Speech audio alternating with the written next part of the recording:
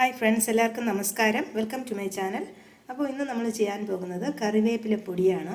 അപ്പോൾ സാധാരണ നമ്മൾ കറിവേപ്പില ഭക്ഷണത്തിൽ എല്ലാത്തിലും തന്നെ ഉപയോഗിക്കാറുണ്ട്. പക്ഷേ ആരും തന്നെ അത് കഴിക്കുന്നില്ല, പുറത്ത് കളയുകയാണ് ചെയ്യുന്നത്. അപ്പോൾ അത് നമുക്ക് ഒരുപാട് വൈറ്റമിൻസ് ഒക്കെ ഉള്ളതാണ്. നമുക്കത് നമ്മുടെ ഭക്ഷണത്തിൽ ഉൾപ്പെടുത്താം. അപ്പോൾ ഇത് വയറിനൊക്കെ ഒരുപാട് ഗുണം ചെയ്യുന്നതാണ്. ഗ്യാസ് പ്രോബ്ലം ഉള്ളവർക്ക് ഒക്കെ പറ്റിയതാണ്. അപ്പോൾ എങ്ങനെയാണ് ഈ കറിവേപ്പില പൊടി ചെയ്യുന്നതെന്ന് കാണാം. ചാനൽ എല്ലാവരും സബ്സ്ക്രൈബ് ചെയ്യണം, സപ്പോർട്ട് ചെയ്യണം. ബെൽ ഐക്കൺ കൂടെ ഒന്ന് പ്രസ് ചെയ്യണം. അതിലെ ഓൾ ഓപ്ഷൻ തിരഞ്ഞെടുക്കണം. എന്നാൽ മാത്രമേ ഞാൻ വീഡിയോസ് അപ്ലോഡ് ചെയ്യുമ്പോൾ നിങ്ങൾക്ക് ഉടനുടൻ നോട്ടിഫിക്കേഷൻസ് വരൂ. അപ്പോൾ എങ്ങനെയാണ് ടേസ്റ്റി ആയിട്ടുള്ള ഈ ഒരു റെസിപ്പി എന്ന് കാണാം. അപ്പോൾ നമ്മളിന്ന് ഉണ്ടാക്കുന്നത് കറിവേപ്പില പൊടിയാണ്. അപ്പോൾ കറിവേപ്പില നമ്മൾ ഭക്ഷണത്തിൽ എല്ലാവരും തന്നെ ധാരാളം ഉപയോഗിക്കും. പക്ഷേ അതിനെ എടുത്ത് കളയുകയാണ് ചെയ്യുന്നത്. അതിനെ നമുക്ക് നമ്മുടെ ഭക്ഷണത്തിൽ ധാരാളം ഉൾപ്പെടുത്തണം. ഇത് ധാരാളം വൈറ്റമിൻസൊക്കെ അടങ്ങിയതാണ്. അപ്പോൾ നമുക്ക് കറിവേപ്പില പൊടിയായിട്ട് ഉപയോഗിക്കുകയാണെങ്കിൽ നമ്മുടെ ശരീരത്തിലത് അതിൻ്റെ വൈറ്റമിൻസൊക്കെ നമുക്ക് കിട്ടും. അപ്പോൾ അതിന് വേണ്ടി ഞാനിവിടെ കുറച്ച് കറിവേപ്പില എടുത്തിട്ടുണ്ട്, ഒരു പിടി കറിവേപ്പില. ഇനി ഇതിനെ നന്നായിട്ട് കഴുകിയെടുക്കാം. പുറത്തുനിന്ന് വാങ്ങുന്നതാണെങ്കിൽ നല്ല പോലെ കഴുകണം. ഇപ്പോൾ വീട്ടിലുള്ളതാണെങ്കിൽ മണ്ണും പൊടിയൊക്കെ ഉണ്ടോ എന്നുള്ളത് നോക്കിയതിന് ശേഷം പൊടിയൊക്കെ ഉണ്ടെങ്കിൽ കഴുകിയെടുക്കണം. നല്ല ഫ്രഷായിട്ട് ഉള്ളതാണെങ്കിൽ കഴുകിയില്ലെങ്കിലും കുഴപ്പമില്ല. പക്ഷേ അതിൽ കീടങ്ങളൊക്കെ ഉണ്ടോ എന്നുള്ളത് അതിൻ്റെ ബാക്കിലുള്ള ഇലയിൽ ചെക്ക് ചെയ്യണം. അപ്പോൾ ഇത് നമുക്ക് നന്നായിട്ടൊന്ന് കഴുകിയെടുക്കാം.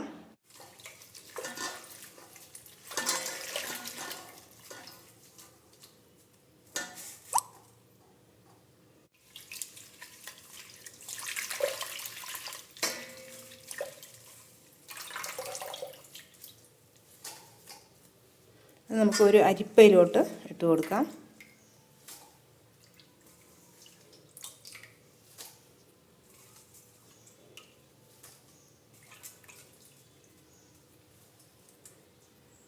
അപ്പോൾ നമ്മൾ കഴുകിയെടുത്തത് ഒരു അരിപ്പയിലോട്ട് ഇട്ട് വെച്ചു. ഇതിനി കുറച്ചൊന്ന് വെള്ളം വാർന്നതിന് ശേഷം നമുക്കിത് വറുത്ത് എടുക്കാം.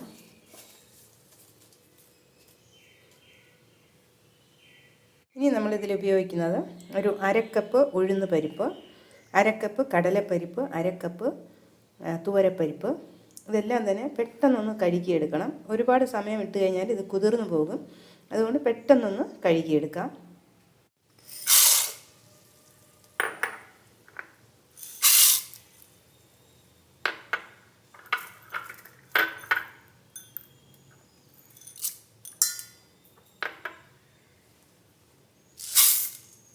അപ്പോൾ ഞാനിപ്പോൾ ഒരു വലിയ ഉരുളിയിലോട്ട് ഇട്ട് കൊടുത്തു. അപ്പം നമുക്ക് വറുത്തെടുക്കാൻ സൗകര്യമായിട്ട് ഇരിക്കാൻ വേണ്ടിയാണ് ഞാൻ ഒരു വലിയ ഉരുളി എടുത്തത്.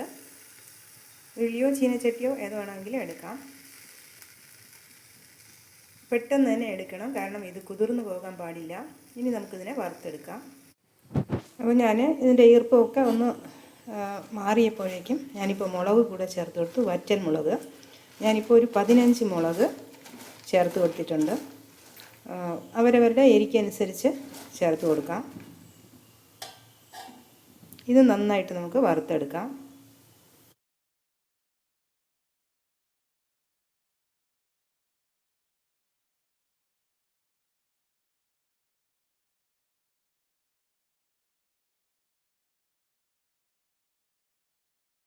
അപ്പോൾ നമ്മളിത് ഓഫ് ചെയ്ത് കൊടുത്താലും കുറച്ച് സമയം കൂടെ ഇളക്കിക്കൊണ്ടിരിക്കണം, അടിഭാഗത്തുള്ളത് കരിഞ്ഞു പോകാതിരിക്കാൻ വേണ്ടി. അതുപോലെ നമ്മൾ ഈ കറിവേപ്പില ഇങ്ങനെ എടുത്ത് നോക്കുമ്പോൾ നല്ല ഇങ്ങനെ പൊടിയണം. ഇപ്പോൾ ഫ്ലെയിം ആദ്യമൊക്കെ കുറച്ച് നമുക്ക് കൂട്ടി വയ്ക്കാം, പക്ഷേ കൈവിടാതെ ഇളക്കി കൊടുക്കണം. അവസാനമൊക്കെ ആകുമ്പോൾ കരിഞ്ഞു പോകാതെ ഫ്ലെയിം കുറച്ച് വെച്ചിട്ട് വറുത്തെടുക്കണം. അപ്പോൾ നമ്മൾ ധാന്യങ്ങളൊക്കെ നന്നായിട്ട് വറുത്തിട്ടുണ്ട്. ഒരെണ്ണം എടുത്തൊന്ന് കടിച്ച് നോക്കിയാൽ മതി. പിന്നെ അതുപോലെ കറിവേപ്പില ഇങ്ങനെ എടുക്കുമ്പോൾ നല്ല ശബ്ദം കേൾക്കും, പൊടിഞ്ഞു പോകും. ഇനി നമുക്ക് ഓഫ് ചെയ്തു. അപ്പോൾ നമ്മൾ ഈ മുളകും നന്നായിട്ട് വറുത്തിട്ടുണ്ടോ എന്നുള്ളത് ശ്രദ്ധിക്കണം.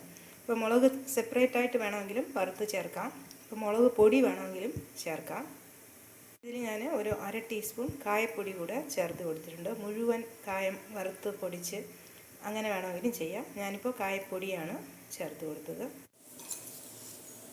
ഇനി നമുക്ക് ആവശ്യത്തിന് ഉപ്പ് ചേർത്ത് കൊടുക്കാം.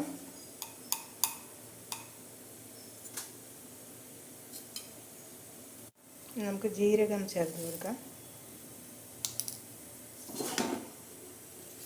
ഇനി ഒരു കുടം വെളുത്തുള്ളി ഇതിൻ്റെ തൊലിയൊക്കെ കളഞ്ഞിട്ട് നമുക്ക് ചേർത്ത് കൊടുക്കാം.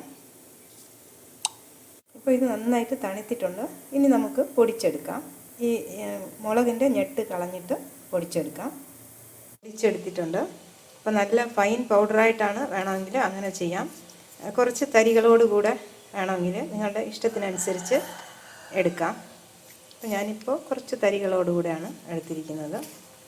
ഇത് നമ്മളിനി വെളിച്ചെണ്ണ ഒഴിച്ച് കുഴച്ചാണ് ഇഡ്ഡലിക്ക് ദോശയ്ക്കൊക്കെ വേണ്ടിയുള്ള ഒരു പൊടിയാണ്. അപ്പോൾ ഞാനിനി ഇത് നമ്മുടെ ആവശ്യം ഉള്ളപ്പോൾ എടുത്ത് വെളിച്ചെണ്ണയും കൂടെ ചേർത്ത് കുഴച്ച് ഉപയോഗിക്കും. ഇഡ്ഡലിക്ക് ദോശയ്ക്ക് ഒക്കെ തന്നെ നല്ലൊരു സൈഡ് ഡിഷാണ്. അപ്പോൾ വീണ്ടും കാണാം നല്ല റെസിപ്പീസുമായി. Till then bye bye, take care, thank U.